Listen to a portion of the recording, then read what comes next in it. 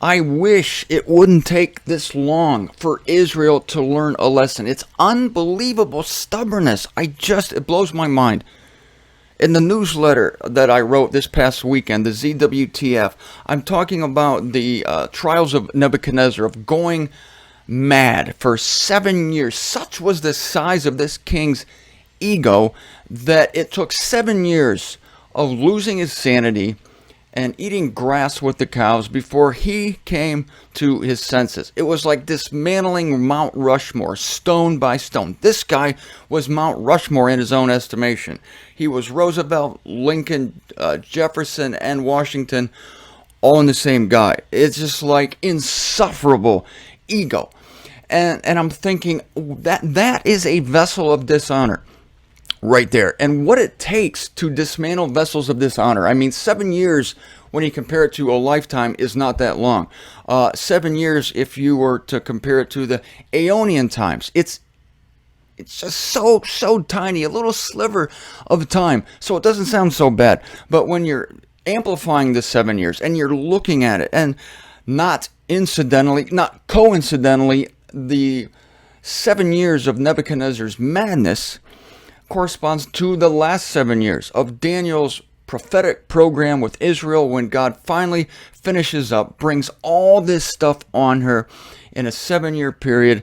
And that's what it takes for these insufferable egos that the Jews do have. I mean, I'm not being racist.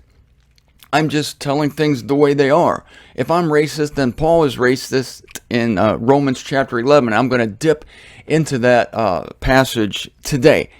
But we are so blessed to be vessels of honor. Here's why, as I reviewed in the newsletter, is that we all have egos, but because we're vessels of honor, they're manageable. And so we read scripture verses such as, we see passages of Paul where he comes to this realization as Saul that all his attainments as a Pharisee, all his diplomas, were eventually nothing to him in the light of God's grace. And we see pictorially how this man was humbled on the road to Damascus. And we learn from that. We can look over his shoulder and watch these events unfold in Acts chapter 9 and say, that's interesting. Maybe the case of Saul is the case of everyone. And he eventually writes this. And we see passages like, there is no one righteous, no, not one. How much easier is it, tell me, to read Romans chapter 3, there's no one righteous, no, not one, and to simply believe that and let that be your 7 years of dismantling. You, my friends, can enter a program of ego dismantling. Not in 7 years. I feel like this is a infomercial. Ladies and gentlemen, how would you like to have your ego dismantled? Not in 7 years, not in 7 months, not in 7 days, but in 7 minutes. Yes. Call right now. Operators are standing by, and we can dismantle your ego in 7 short minutes. But that's not all. And so it can actually happen in 7 seconds. If you read, there's no one righteous, no, not one, and then you just say, oh, okay. All right, that sounds good. And then that's it. This is why Paul prays constantly for the saints, for us to come to a realization of the truth. And his words, Paul's words, are in his letters are so powerful that when the Spirit mixes with them, we get 7 years worth of dismantling, 7 years worth of humility in a moment by a realization of what? The truth. And Paul says that the evangel has power. That's Romans chapter 1. The God's grace, I guess it says there, is the power for salvation. So the message of grace is like a hammer that breaks rock. And if the message of grace doesn't do it for you, then I'm afraid the hammer might be coming. And this is the case for Israel. There are several roads to realization. I'm not saying there are several saviors. There aren't. There's one Savior, Jesus Christ, and all will eventually come through the door. But there are different techniques God uses to introduce people to the sufficiency of Christ. You can come easy, you can come hard.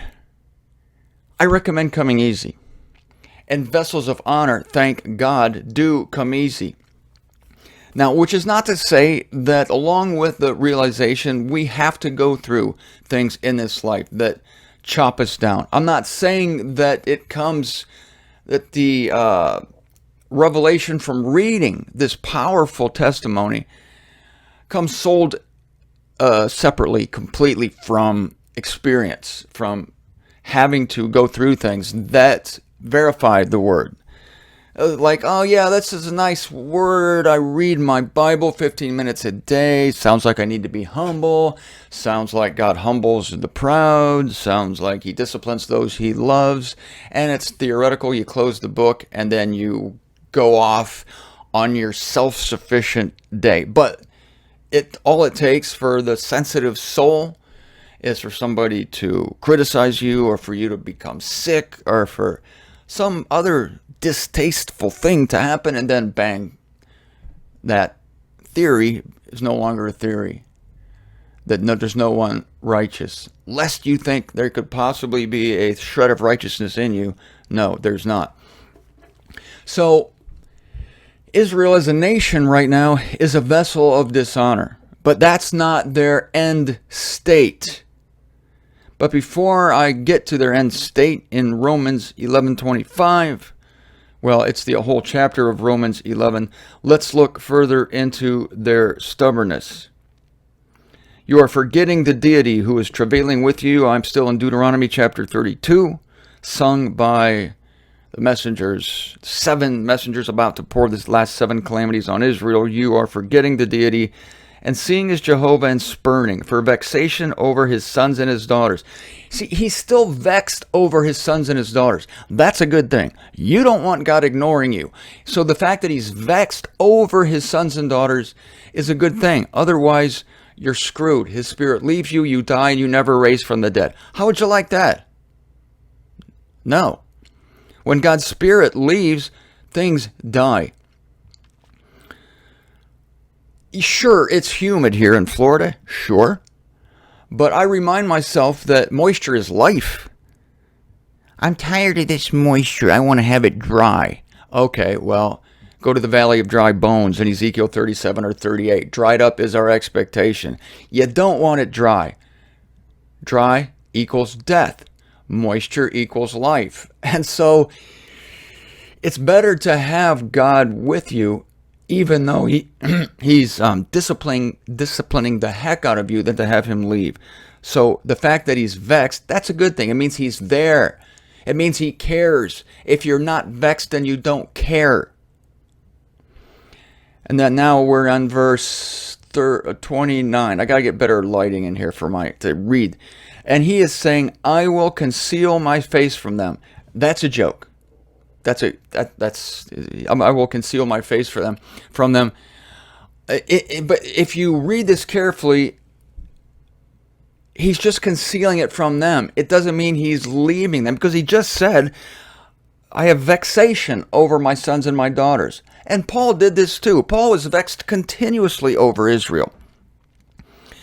And so he walks away from them in a way to go to the nations, but he never completely leaves them. So God is just got done saying he's vexed. Then he says, I'll conceal my face from them. Conceal. Watch on the laundry cam. You kind of turn it, but it's still there. But he's playing a little game, can I say? He's turning his face to make them feel bad. Jesus did the same thing with the 2 dudes on the road to Emmaus after his resurrection.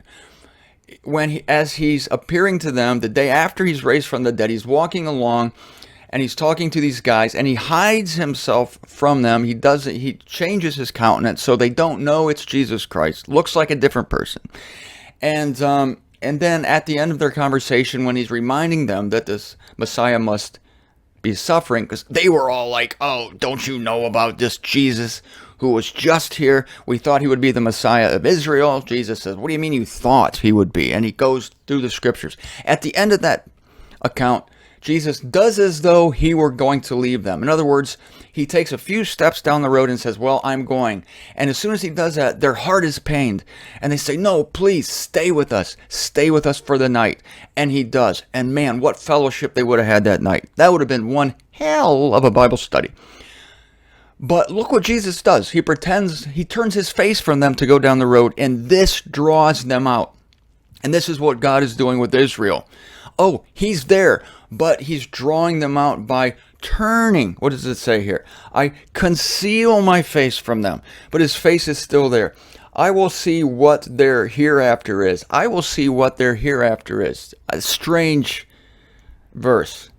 I will see what their... Let me read the next one, see if that one will make any more sense. For a generation that is wayward are they, famous passage, sons with no faithfulness in them.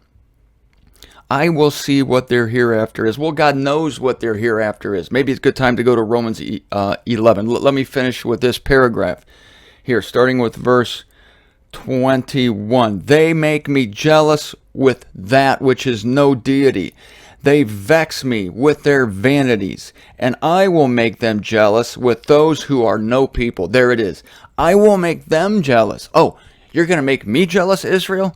I'm going to make you jealous with those who are no people, with people you despise, with pigs, with dogs, namely the other nations. With a nation decadent will I vex them. And again, God is still vexing them, so it's not altogether a bad thing. Switch over now, Romans chapter 11. Paul says in verse 10, darkened be their eyes, not to be observing, and their backs bowed together continually. Israel has been bowed continually under the weight of the nations. Israel's not in her rightful place now. The nations are taking the place that Israel is to take. So she's bowed.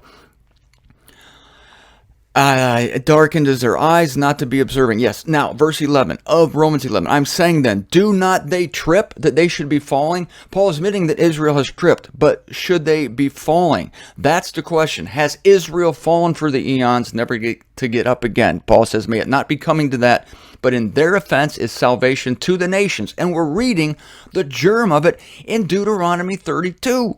It's right there.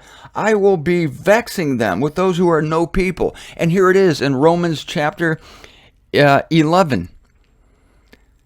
In their offense, salvation comes to the nations. This is when God concealed his face, turns to the nations many centuries later, obviously through the Apostle Paul, to provoke them to jealousy. So this is a series of dominoes. Israel is the apple of his eye, the pupil of his eye, as it says here. They turn away from him. They stupidly forget that everything they have is owed to him, and so they go to other gods. And he says, oh, well, you're going to go to other gods? Tell you what, I'm going to go to other nations. And he first gives them up to the control of the other nations. Then he brings an evangel to the other nations through Paul. And Paul said that that very evangel is going to eventually provoke them to jealousy. Provoke them to jealousy. Verse 12, Romans 11. Now, if their offense is the world's riches, and their discomfiture the nation's riches, how much rather that which fills them? They are destined to be filled. Now to you I'm saying, Paul says, to the nations, inasmuch as indeed then I am the apostle of the nations, I am glorifying my dispensation. My dispensation, says Paul, is not only bringing you these lavish truths of what you have, but it's also to provide a means by which Israel becomes jealous and eventually comes into an appreciation of her own calling. And he explains it in verse 14. If somehow I should be provoking those of my flesh to jealousy and should be saving some of them. For if their casting away is the conciliation of the world, what will the taking back be, if not life from among the dead? This is Israel's ultimate destiny after this hard stuff has run its course, that is life from among the dead. And that was pictured by the new birth, by Israel being born again, not one Israelite here and another Israelite over here, but this is a birth of the entire nation. Shall a nation be born again at one time? The answer to that question is an unequivocal yes.